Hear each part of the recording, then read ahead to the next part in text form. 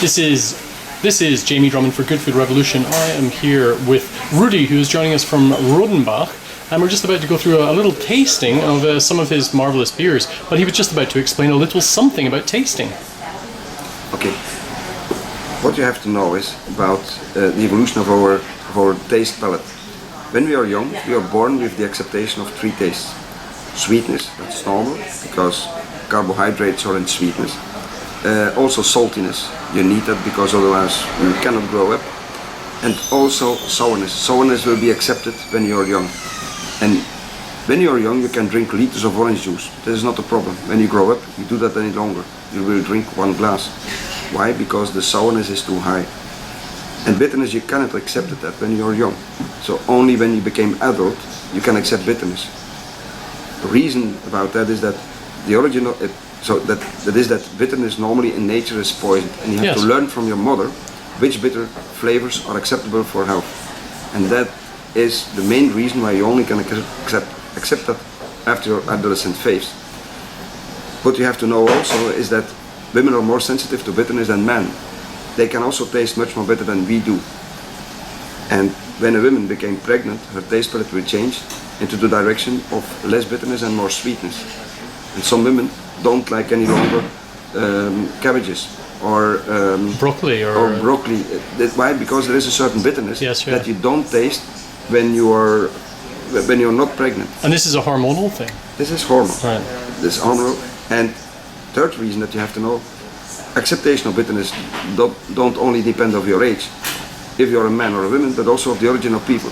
The more you go to the north in Europe, the more people can accept bitterness. The more you go to the south, the less they accept bitterness.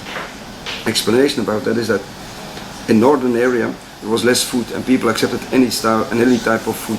Also the food who was more bitter.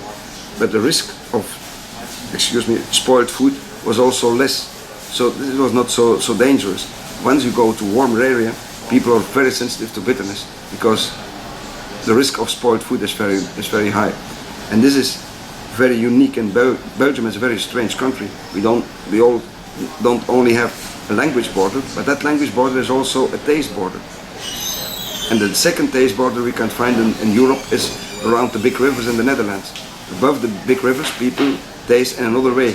They can accept more bitterness than south of the big rivers, and even more than the north part of the French language border in Belgium. So this is a cultural thing as well as a geographic thing. This cultural, geographic, and if you look to America, then a lot of people are immigrated in the 1900s, between 1900 and let me say 1800 and 1950, and the first people arrived in the south of United States, and then the second part, the English part, was arrived at the east coast.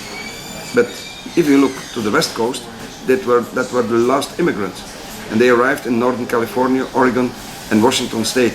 There you can find also the most bitter beers, and they accepted more bitter beers comparing with Tennessee and Florida and the southern part of the United States. I guess that kind of explains the American pale ale style that came coming from the west coast. That's right. Right. That's my explanation about it, and everyone accepted that because it is that reason. That is the main reason. All right. Thank you very much, Rudi. We'll speak with you very, very soon. Thanks, Jamie.